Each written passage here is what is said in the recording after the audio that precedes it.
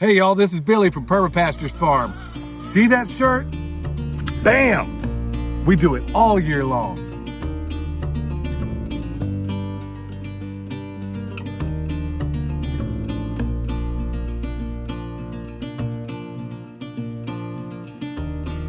All right, y'all, remember, if you want to support us, check out the description box below. Check out the website. Check us out on Patreon. Thank you so much for your support, y'all. This is a day the Lord hath made, and I will rejoice and be glad in it. All right, so today, obviously, the shirt kind of, and believe me, it's an accident that I'm even wearing it. It kind of foreshadows what we're going to talk about today, especially in this chicken tractor on steroids system. You dig? Okay, behind me, you see, and probably from your perspective, because you're not seeing it three-dimensionally as I am right now, just take my word for it.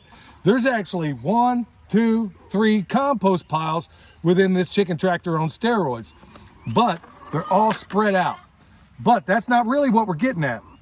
What we're getting at is that within this system, remember, if you go back to the early videos, I encouraged anybody who's considering doing this to at least have a conversational knowledge of chickens and also an understanding of compost. It can be basic, you can learn it. We have one viewer, Renjani Ranch, one of our best viewers out there, who's done this thing from the ground up, played with it. We have other people like Strand Farm, we talked about them before, Two Old Crows Homestead, and there's a number of others out there. Sorry in the last video that I didn't give you the shout out because I can't remember them all, but there are a number of people out there doing their versions of this and doing it in different ways. Okay, with that said, let me go ahead and let me feed these guys their morning grub, which is food scraps. What do we got in there? Beans, rice, remnants of a T-bone steak that we ate the other night. Let me go get that in there and then we'll get into greater detail. Okay, what's up, bird?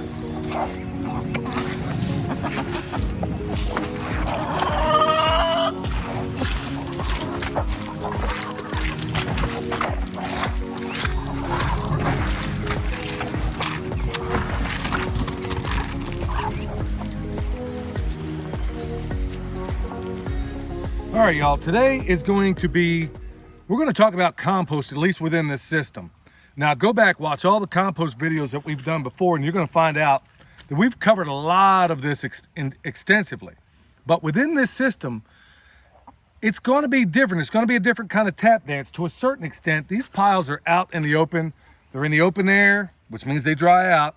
They have access to sunlight, which means they dry out. And then also means they have access to rain. So unlike an 18-day compost pile where you can control to a great extent all those factors. Remember, go back and watch that video. We show you how to get that done. The cool thing about that system and where it differs, where that's an 18-day system, this is about a 30-day system or longer should you choose to require it, is that when you do that 18-day system, everything is within, we'll say as controlled an environment as you could possibly manage because it's covered with a tarp. Things don't escape, things don't enter. Okay, in this one, it's a whole different ball of wax. So what you have are piles that are essentially, let's say you had a compost pile in the forest, right? To a certain extent, it's combining that methodology where you just kind of stack your stuff out in the woods and just keep it going and keeping it going. My friend and mentor, Danny at Deep South Homestead, has talked about it extensively. And you look at the compost he produces by sticking it out in the woods. Okay, you're taking that cold method and combining it to a certain extent with a hot method. So you have this hybrid of both, which requires, like I said, this system does require more work. So in this case, it's going to require more attention. But once you get off and running it, you find out that there's things that happen and that you do within this system before problems even begin. Now, there are times where it got away from me. So what do we have? Last night and the night before, the day before actually, it rained cats and dogs. So what does that mean?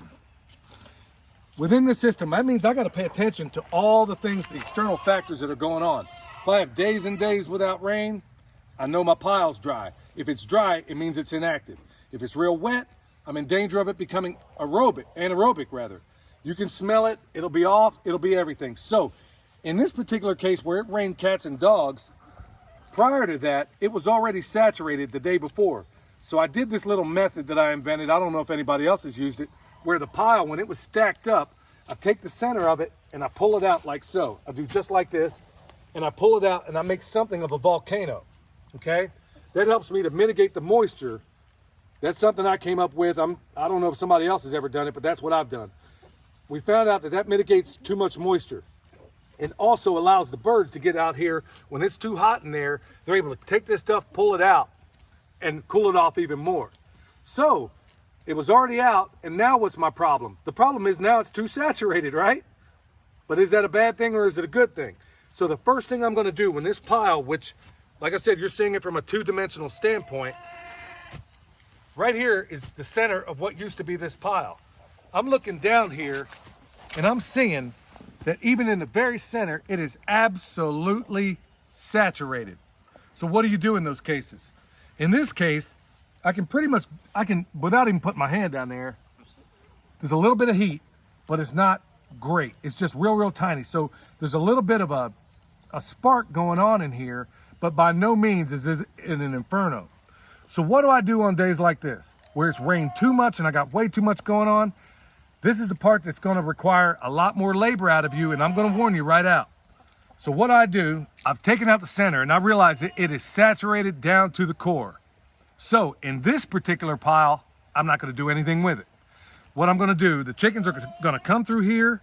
As soon as they're done with their food over here, they're gonna come back here at some point and they're gonna scratch it out a little bit more. But because the pile is getting to the point where it's kind of inactive, the biota or the microscopic life in this thing isn't kicking in a way that these guys find ideal.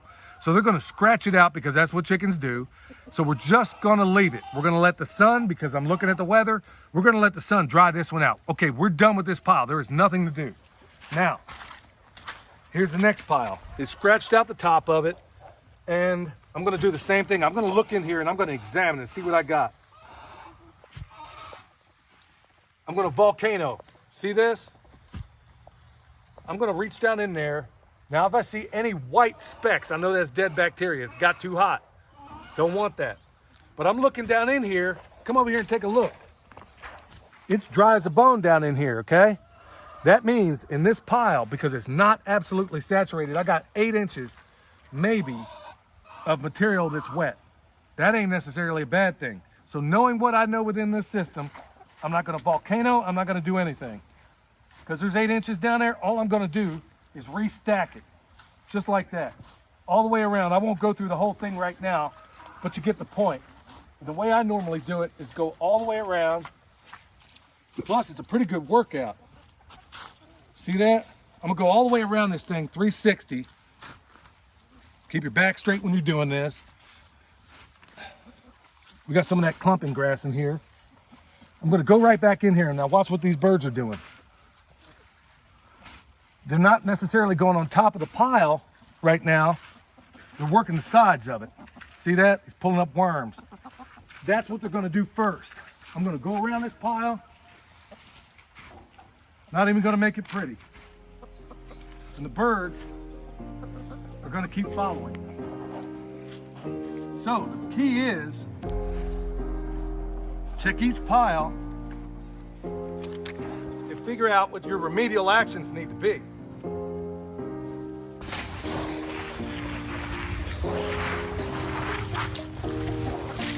Okay, now on this particular pile, because we don't want a 45-minute video, just understand that we will come by with a soft rake.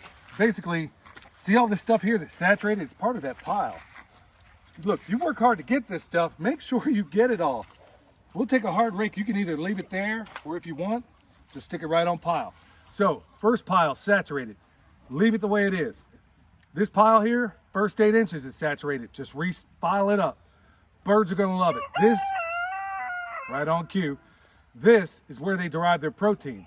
Okay, let's go to this third pile. We're gonna do the same exact thing. What's left of it, like I said, from your view, you can't see it, but just watch my pitchfork here. This is how far they've scattered this, even down here, all the way around. Okay, so I'm gonna do the same thing over again. Start in the center, pull it out.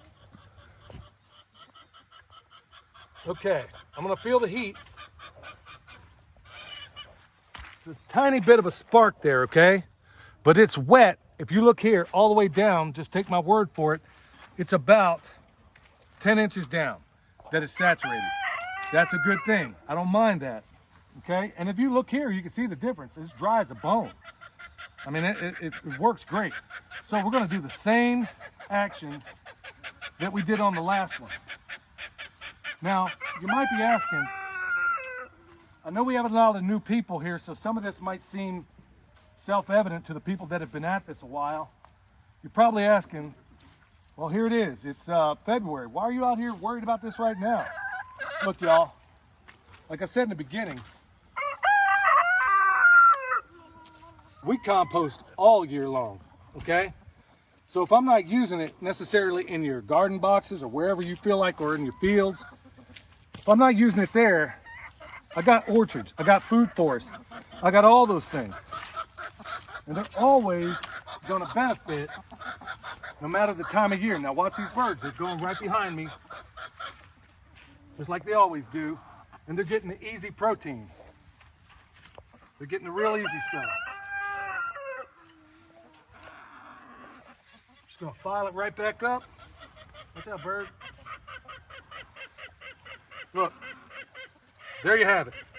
So we got 3 ways to deal with extreme weather, or at least extreme rain. Also, hey, a little side note, because I made this mistake more than once. Remember, if you're outside doing this, y'all, I know this is gonna sound crazy, but more than once, pay attention to your topography.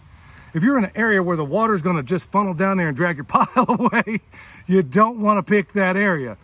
You wanna pick a draw. You don't wanna pick a draw, you wanna pick a ridge, you wanna pick a spur, something that sticks out a little bit where you do this sort of thing, okay? Now, everybody's asking, now this is where I really get down to brass tacks and where I really wanted to cover this information today. Look, y'all, I've covered it before in some of my front porch talks and some of the things I've done outward. Look, you don't need to be Nostradamus to see what's going on right now. And he just gave me an amen. We know that we got a serious problem when it comes to fertilizers. We know that we're heading to some really bad places. We know all these things. You want to know the way to mitigate it? It's what we concentrate on this channel about. This is your life. We've showed you in the past, and maybe we'll link those videos, where you can take this and with a little bit of effort, make potting soil. You can take this is your fertilizer. This is slow release fertilizer. If we test it right now, like I said, this is in a rough form right now, but if we were to shake this out and sift it, you're gonna find out that we have some quality stuff that cannot be beat. Better still, when you make this compost on your property, at your home, the microorganisms that are indigenous to your home are gonna be the best thing in the world, because buying compost from 100 miles away is not making sense, you dig? So, what I'm getting at, in these times where we got trucker strikes, we got potential famines, we got shortages and this and that, this is the way to mitigate all that. And that's what this channel is really about, to try to empower you, encourage you, to get you to go out there and see, look, if a 50-year-old man can do it, I don't want to hear it anything. I don't want to hear I can't do it from a person that's less than or more than half my age, which I have been hearing. So either get loose or get lost. Do this stuff. All right, y'all? So like I said before, if you need anything at the website, go check it out. If you need anything down below, believe me, that helps us out a lot. And there's a lot of good stuff that you could use. Check it out. Till next time, this is Billy from Perma Pastures Farm, where permaculture is my passion. You know why? Because I'll always be composting. We'll see you next time.